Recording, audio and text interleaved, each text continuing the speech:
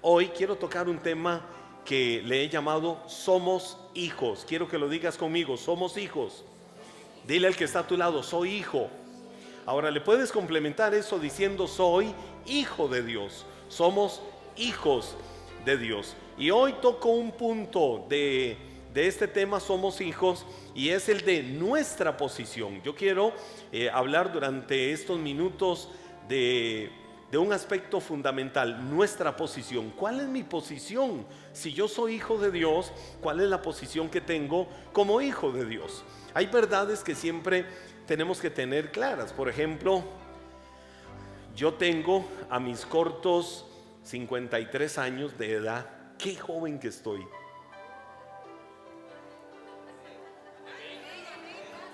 Más les vale.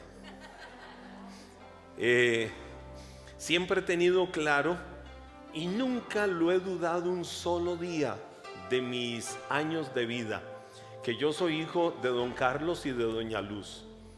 Mi papá hace 5 años y medio pasó a la presencia del Señor. Mi mamá está disfrutando de vacaciones en la playa y uno aquí trabajando. Que Dios la perdone, ¿verdad? Mi mamá, todos ustedes la conocen, la aman, y yo tengo muy claro que soy hijo de ellos. Nunca lo he dudado un solo día. Yo llego a la casa de mi mamá y entro, y si tengo hambre empiezo a buscar, como lo hice durante tantos años de mi vida. Siempre estuve en la casa de mis padres, hasta el momento en que ya dejé la soltería, pero sigue siendo como mi casa. Es la casa de mis papás, es la casa donde yo me crié, ellos son mis papás. Nunca lo he dudado. ¿Que hemos cometido errores en la vida? Los hemos cometido. Que muchas veces me molesté con mis papás, que muchas veces se molestaron conmigo y me disciplinaron, sucedió. ¿Dejé de ser hijo? No, nunca dejé de ser hijo de mis papás, y eso lo he tenido claro toda mi vida. Ahora, yo entro a su casa con toda la confianza, pero yo voy a la casa tuya o a la casa de tus papás y me van a decir entre con toda confianza, disfrute los bocadillos, todo lo que hay aquí. Yo voy a poner ciertos límites, porque aunque me den toda la confianza del mundo, no tengo una certeza en mi corazón de que aquello es mío, porque no son mis papás. Entonces no tengo esa certeza. Puedo disfrutar manjares, puedo disfrutar cosas, puedo pasar momentos hermosos, pero no es algo que sea propiedad mía. Entonces no me da la certeza de tener total apertura en ese lugar, porque no es la casa de mis papás. Qué rico ser hijos. Yo veo el caso de mis hijos, cómo disfrutan de lo mío, cómo yo disfruto de que ellos son mis hijos, y cómo nos amamos y cómo disfrutamos la vida. Yo disfruto la vida con mis hijos, mire, riquísimo.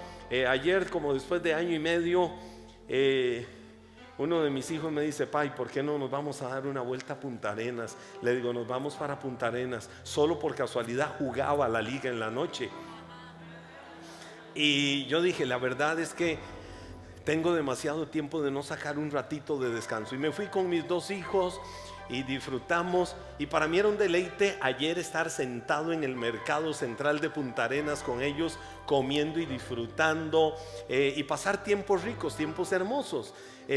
Uno como papá siente un orgullo especial de disfrutar a sus hijos. Sus hijos o los hijos sienten un deleite especial de saber que uno comparte con ellos. En el carro nos agarramos porque yo quiero escuchar mi música, el otro quiere escuchar su música, el otro quiere escuchar la suya. Entonces tenemos que entrar en tiempos salomónicos donde nos vamos acoplando, pero es parte de la cercanía, de la familiaridad. Un hijo mío me dice: "Pa, tengo hambre". Yo no le voy a decir: "¿Y a mí qué me importa?". No, yo tengo que ver como papá cómo soluciono aquello. Un hijo mío me dice de camino: "Pa, necesito una parada urgente". No voy a contar testimonios. Necesito una parada urgente. Y en medio de una autopista decir: "Señor, ayúdame, revélame, dame sabiduría, ¿qué hago?". Y Yo no le voy a decir, a mí qué me importa, haga cualquier cosa acá en el carro.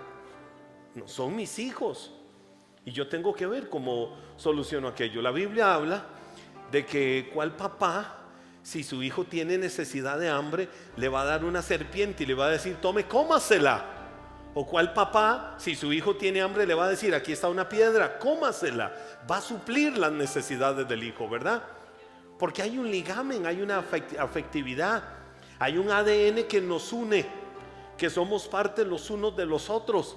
Los que somos papás entendemos que si tenemos que dar la vida por nuestros hijos, damos la vida por nuestros hijos, porque son el mayor tesoro, son la herencia más hermosa, bella e importante que Dios nos ha dado. Entonces, si yo tengo clara esa posición con mis padres terrenales, ¿cuánto más no la vamos a tener con Dios?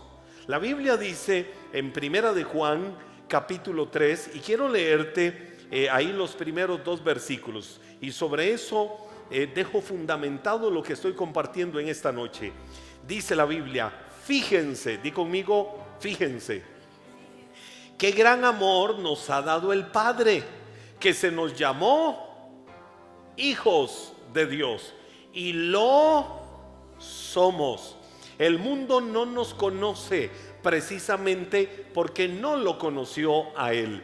Queridos hermanos, ahora somos hijos de Dios, pero todavía no se ha manifestado lo que habremos de ser. Y vamos a seguir leyendo, porque dice la Biblia, sabemos, sin embargo, que cuando Cristo venga, seremos semejantes a Él, porque le veremos tal y como Él es. Ahora, esto que acabamos de leer es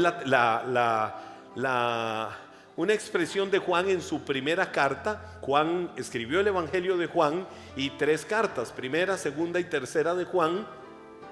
Y Juan deja fundamentado en esta primera carta esta verdad poderosa. A esto que acabamos de leer y todo el contexto posterior del capítulo 3 del Evangelio de Juan es lo que podemos llamarle la más irrefutable prueba teológica, que afirma claramente que si Jesús es el Señor y abrimos el corazón para rendirle nuestra vida, punto, no hay otra forma de expresarlo. Somos hijos de Dios, y si somos hijos de Dios, tenemos la seguridad de la vida eterna. No tenemos la seguridad de la vida eterna porque hayamos hecho méritos, ya lo voy a ver un poquito más adelante, porque hayamos hecho esfuerzos, porque el amor de Dios no se compra con el esfuerzo que nosotros hagamos. El amor de Dios no se compra con las buenas obras que nosotros hagamos. El amor de Dios no se compra con los sacrificios que nosotros hagamos. Eso lo tenemos claro.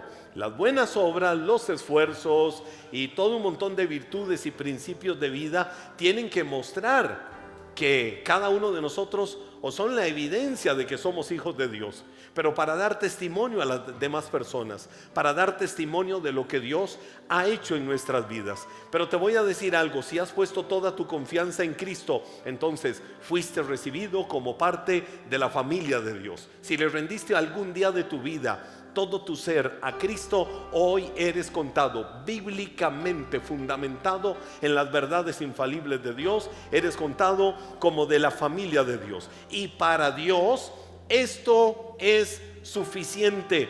Pero te voy a decir algo.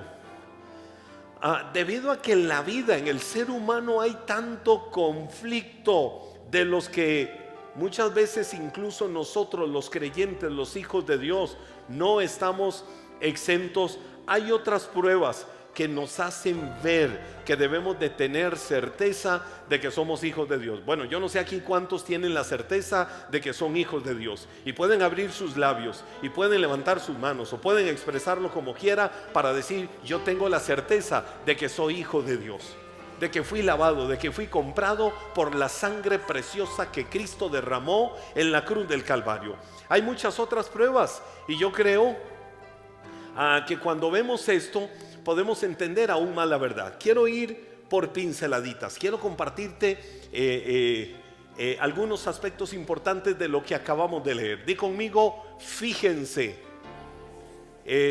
Fíjense es como decir observa, es como decir miren, cada uno de ustedes, de acuerdo a cada una de las traducciones que encontramos de la Biblia.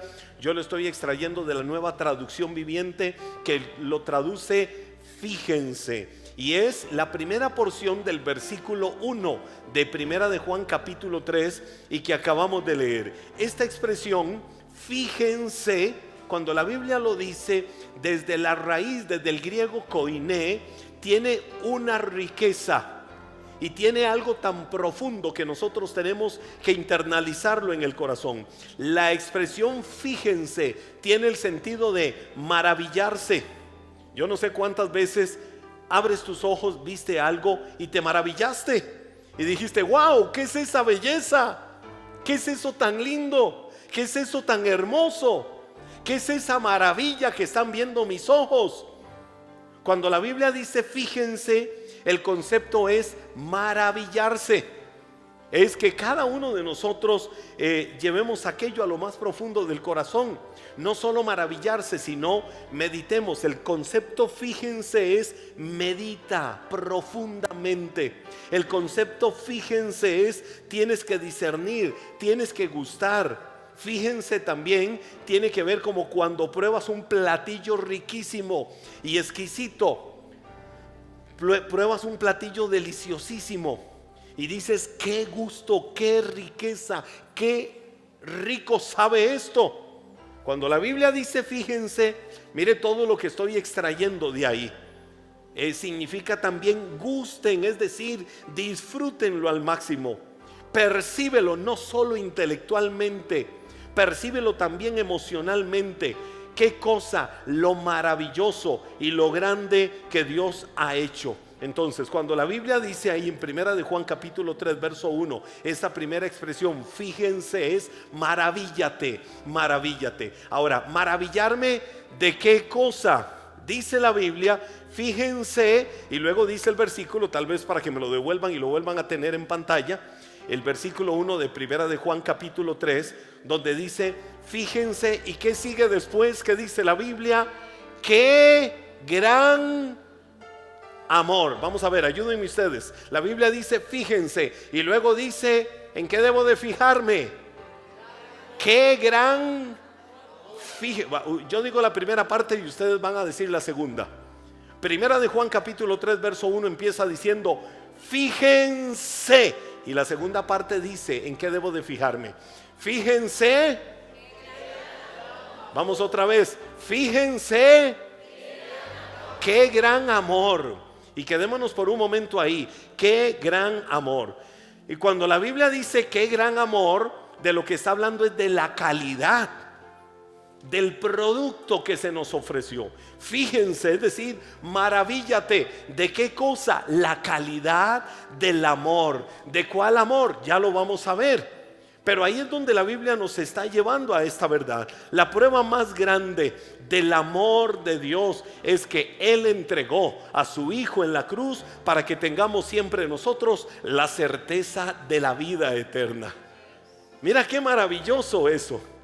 Tenemos que fijarnos, es decir, maravillarnos. ¿De qué cosa? De la calidad del amor de Dios.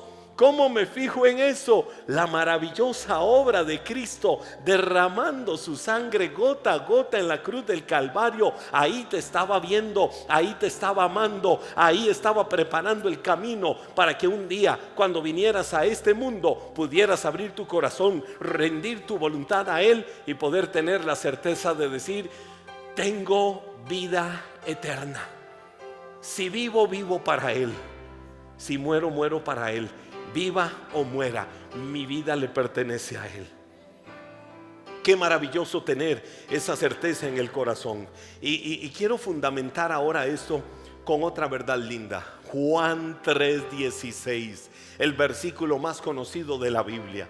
Juan 3:16, que dice: porque de tal manera amó Dios al mundo, que ha dado a su Hijo unigénito, para que todo aquel que en Él cree no se pierda, sino que tenga vida eterna. ¿Qué dice la Biblia? Porque de tal manera amó Dios al mundo, que ha dado a su Hijo unigénito, para que todo aquel que en Él cree no se pierda, mas tenga vida eterna. Te voy a desmenuzar rápidamente Juan 3:16 en 5 partes, 5 porciones. Hagámoslo un rompecabezas, Juan 3:16.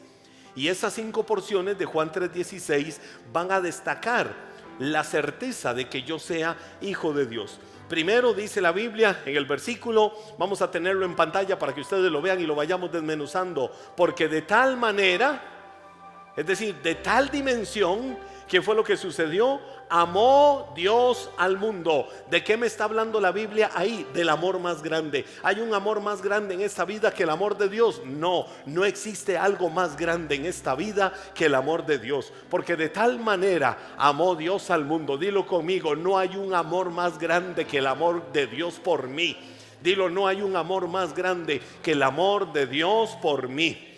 Número 2, ¿qué dice la Biblia? Que dio a su Hijo unigénito, el sacrificio más grande, que Dios entregara a su Hijo unigénito en la cruz del Calvario. ¿Cómo demostró Dios su amor? Mire, le voy a decir algo. Yo puedo decir te amo y puedo volver a decir te amo. Decirlo a veces no es difícil, pero demostrarlo es la parte que pone a prueba las palabras que hemos dicho con nuestro corazón, si las hemos dicho con el corazón. Cuando la Biblia dice porque de tal manera, es decir, fue de tal magnitud la dimensión del amor de Dios, ¿cómo yo lo creo? ¿Cómo yo lo sé? La Biblia dice que ha dado a su Hijo unigénito. Es decir, ¿cuál era el sacrificio más grande? ¿Cuál era la muestra de amor más grande que Dios podía revelarnos para confirmar lo que Él decía que sí nos amaba? Dar a su Hijo unigénito. ¿Cuál era la razón de Dios? ¿Cuál era la motivación de Dios para hacer eso? Número 3, tercera porción de Juan 3:16. ¿Cuál era la razón? Para que todo aquel que en Él... No es lo mismo decir crea que decir cree. No es lo mismo.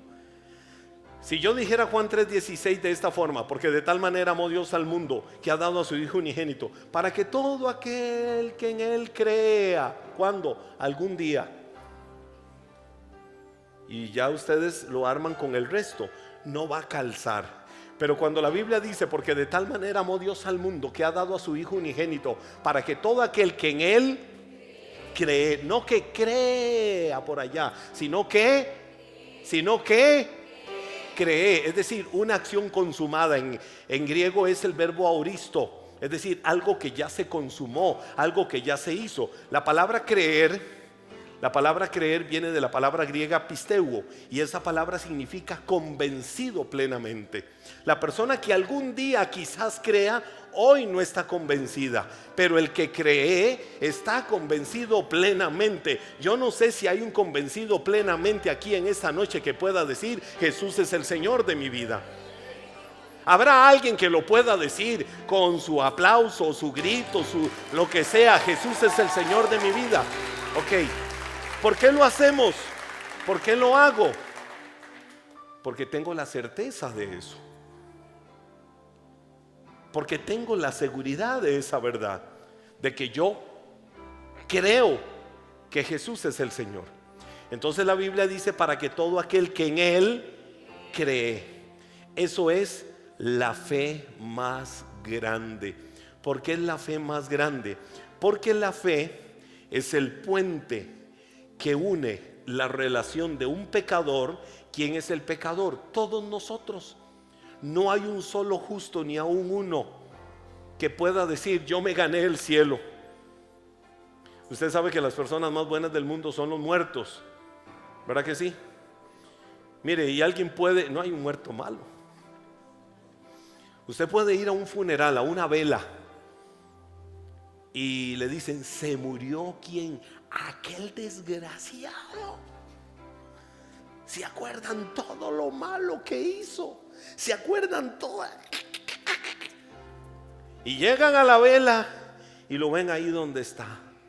Ay, se nos fue. Era una joya, era un yuyo, pero en el fondo era bueno. No hay un muerto malo, ¿verdad? Y la gente termina diciendo, pero en el fondo del corazón algo bueno tenía que tener. Ahora, te voy a decir algo. Cuando la Biblia habla de que para que todo aquel que en él cree, y yo vengo y digo que la fe es el puente, es porque todos nosotros somos pecadores. Puede haber en el mundo una persona que la caractericemos por ser lo peor de la sociedad, y puede haber en el mundo una persona que por su personalidad se diga, wow, qué persona más buena, no le hace mal a nadie, no le hace daño a nadie, y como decían las abuelitas, tiene el cielo ganado. Le voy a decir algo, tanto el peor delincuente de este mundo como la persona que se presente rayando casi en inmaculada, todos necesitamos rendir nuestra vida ante el hacedor de ella. Todos necesitamos humillarnos ante aquel que derramó su sangre preciosa en la cruz del Calvario, porque la Biblia dice, no hay un solo justo, ni aún uno. Todos hemos pecado y todos estamos destituidos de la gloria de Dios, punto. Pero viene la buena noticia. Cuando la Biblia dice todos fuimos destituidos de la gloria de Dios, ¿por qué? Porque todos nacemos en Adán y arrastramos el ADN de Adán, arrastramos la herencia pecaminosa. Pero la Biblia, luego de que dice eso, no hay justo ni aun uno, todos hemos pecado, todos fuimos destituidos de la gloria de Dios, la Biblia viene y dice, pero fuimos justificados. Fuimos justificados. Wow. ¿Dónde está la chequera? ¿Dónde está la billetera? ¿Dónde están las tarjetas de crédito? ¿Dónde están todas las cuentas bancarias? Fuimos justificados pagando todo el dinero de este mundo. Fuimos justificados dando toda la riqueza nuestra. Fuimos justificados. ¿Fue así? ¿Fue así? No, la Biblia dice fuimos justificados gratuitamente. ¿Qué tuvimos que pagar por nuestra justificación delante de Dios? Nada. El más rico o el más pobre necesitaban la misma gracia salvadora de Dios, porque fuimos justificados gratuitamente mediante la redención por la sangre preciosa de Cristo derramada en la cruz del Calvario. Puedo traer todo el dinero del mundo, puedo traer cualquier cosa para decir, Dios, aquí está esto para que me den la vida eterna. Nada va a pagar. La sangre de Cristo no la paga absolutamente nada. Su sacrificio es para el más rico como el más pobre. Su sacrificio es para el que se considera el peor pecador y la peor lacra de la sociedad, como para el que se considera el más bueno y casi inmaculado de este mundo. Necesitamos la gracia salvadora de Dios. ¿Y cuál es el puente? La fe. Somos justificados, dice el libro de Romanos, por medio de la fe. Y por medio de la fe, nosotros en nuestra condición de pecados, por medio del puente de la fe, entramos ¿a dónde? A la gracia de Dios. ¿Qué es la gracia de Dios? El regalo inmerecido. Te lo voy a decir, Marquito, ¿te merecías la vida eterna? No. Así con esa certeza. Carmencita, ¿te merecías la vida eterna? No, no te la merecías. Dani, ¿te merecías la vida eterna? No. Vane, ¿te merecías la vida eterna? No. Paz Henry, usted, porque usted es pastor y usted sí se la merecía. No. Quizás estoy más bien en los de la lista de más atrás como los menos merecedores. Pero a Dios, ¿sabe qué le dio? ¿Sabe qué le dio a Dios? ¿Sabe qué le dio a Dios? La santa, bendita, gloriosa y maravillosa gana de amarnos, de perdonarnos, de salvarnos, de darnos la vida eterna. De que aunque el mundo te desahuciara, de que aunque el mundo te desechara, a Él le dio la bendita gana de amarte y de salvarte y de redimirte por su sangre preciosa derramada en la cruz. Entonces, ¿cuál es la única forma? El puente de la fe, para que todo aquel que en Él cree. Número 4 de Juan 3:16, no se pierda. ¿Qué es eso de que no se pierda? El castigo más grande. Si hay vida eterna y si hay muerte eterna. ¿Cuál es el castigo más grande? La muerte eterna. Nosotros los seres humanos, los hombres, somos como la neblina que venimos en este mundo, a este mundo, y nos desvanecemos. Somos como nuestra bruma Cartaga, que la bruma viene por un tiempo y luego se va. Así es el ser humano. Venimos a este mundo y no sabemos cuándo nos vamos. Pero si hay algo que tenemos que tener claro, es que esta vida es pasajera. La verdadera vida es la eternidad con Dios. Pero también hay una muerte eterna, y la Biblia lo deja muy marcado cuando dice para que no se pierda. Y número 5, mas tenga vida eterna. ¿Sabes qué es la vida eterna? El regalo más grande, y ese regalo solo Dios lo puede dar. Cuando yo veo cuánto Dios me ama, mire, si lo ubico hoy en día, ¿a cuánto les gusta pegar fotos en los refrigeradores? No tenga pena de decirlo. ¿A cuánto les gusta? ¿O alguna vez pegó fotos en los refrigeradores? La verdad es que yo creo que si Dios tuviera un refrigerador, tendría ahí pegada la foto mía, porque soy su orgullo, porque soy la preciosa niña de sus ojos, porque soy el amado de Él, porque fui a quien Él compró por su sangre, porque eres la preciosa niña de los ojos de Dios. Y si Él tuviera un refrigerador, seguramente ahí tuviera la foto tuya. Es más, si Dios tuviera una billetera o tuviera una cartera, ahí anduviera la foto tuya, exhibiéndola y enseñándosela a todo mundo. Y cuando abre la billetera, la abre así para afuera, para que todo mundo vea esa foto. ¿Por qué? Porque somos su orgullo.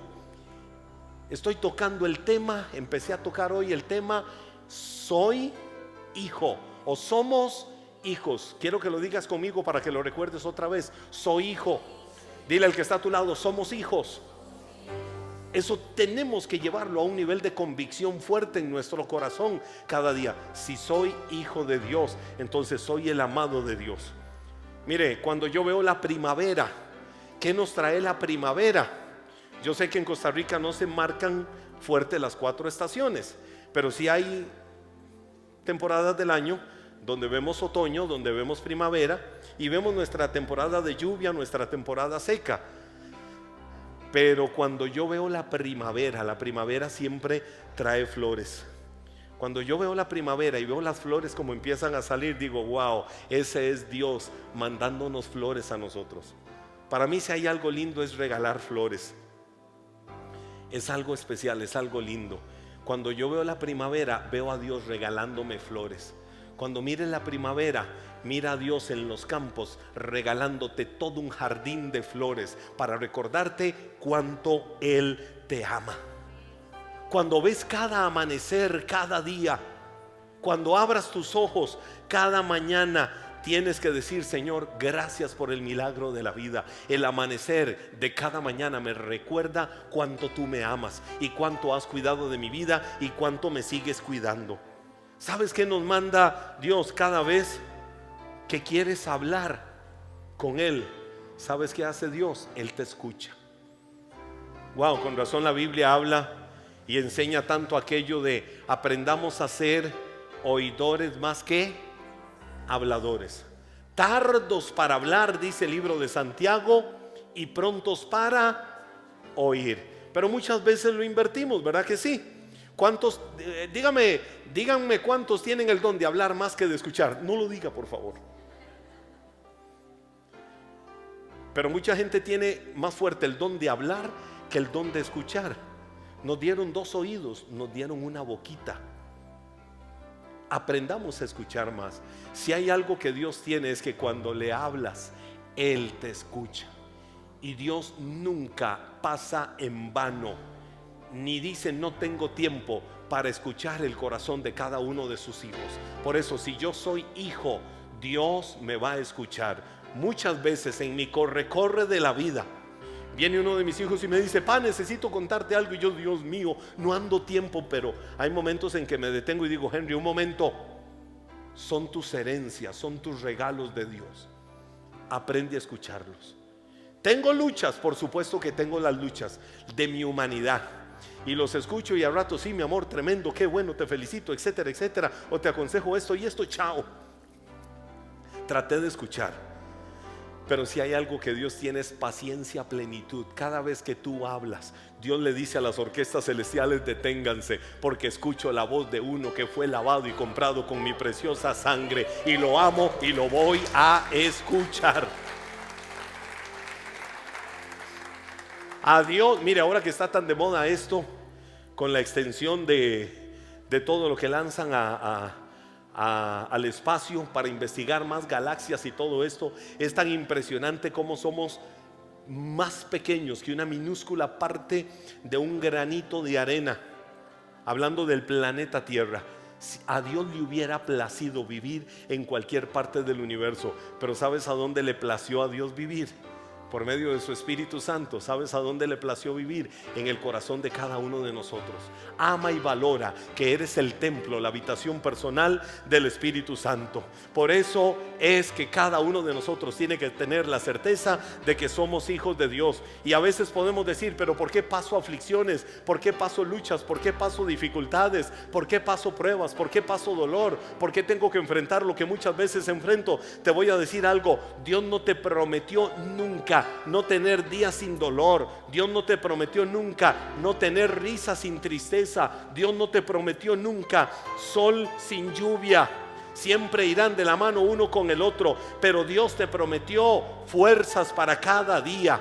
Dios no te prometió estar exento de aquello, pero sí te prometió fuerzas para cada día. Dios sí te prometió ser un refugio en medio de tus lágrimas, y Dios sí te prometió ser una luz en todos los caminos de tu vida. Dios te prometió ser tu amparo, ser tu fortaleza, ser tu pronto auxilio. ¿A dónde? ¿A dónde? En las tribulaciones. Dios nunca prometió que no tendríamos tribulaciones, pero porque somos hijos de Dios, Él sí dijo: en las tribulaciones yo soy tu amparo, yo soy tu fortaleza y yo soy tu pronto auxilio. Jesús nunca prometió que en el mundo no pasaríamos dificultades.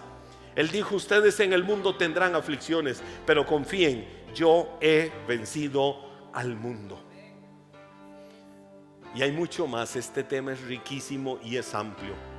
Si hay algo que yo disfruto y amo en la vida, Josué, ven. Si yo amo y disfruto en la vida, es amar a mis hijos. Josué es mi hijo menor, Gabo está por allá en producción. Si algo yo amo y el mayor deleite que Dios me ha dado es saber que ellos son mis hijos. Y la gloria más grande que uno puede tener como papá es cuando un hijo le dice: pa, te amo. No hay un solo día que yo no escuche a Josué diciéndome: te amo mucho. O yo diciéndole a mis hijos: mi amor, te amo. Para mí es el regalo más lindo que puedo tener en la vida como hombre, como ser humano. Porque ellos son mi regalo. Porque ellos son una bendición hermosa y maravillosa para mi vida y en mi hogar. Son lo más hermoso. Ellos necesitan tiempo de calidad. Le fallo muchas veces a Josué, ¿verdad?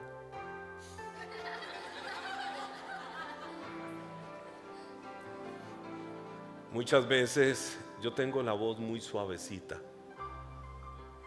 Soy pacífico, pero como tengo la voz suavecita, a veces estoy hablando dulce y parece que estoy regañando. Pero son mis hijos, ellos me conocen y yo los amo y ellos me aman, porque son un regalo para mi vida. Ponte de pie. No te sientas huérfano. Si con todos nuestros errores, esos somos los padres terrenales, imagínate cómo es Dios en su perfección. Él te ama. Él no te ha desechado. Él no te ha desahuciado. Él no te ha abandonado. Un papá nunca abandona a sus hijos. Un papá nunca deja a sus hijos. Dios nunca te desamparará. Y si de algo puedes tener certeza, es, y lo diré después más en detalle en su significado, pero la Biblia dice en primera de Juan 1:12: Jesús a lo suyo vino y los suyos no le recibieron, pero a todos los que le recibieron les dio la potestad de ser llamados hijos de Dios.